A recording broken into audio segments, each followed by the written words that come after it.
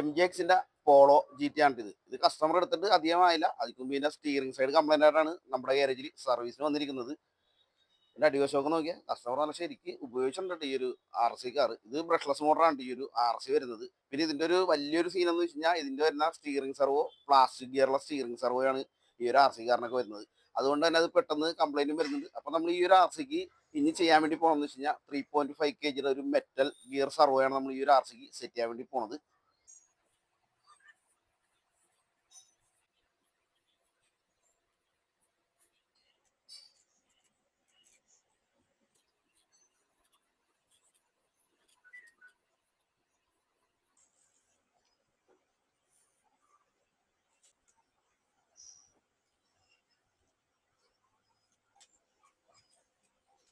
MJX RCക്ക് original വരുന്ന servo മൊത്തം plastic ഗിയറുള്ള servo ഉണ്ട്.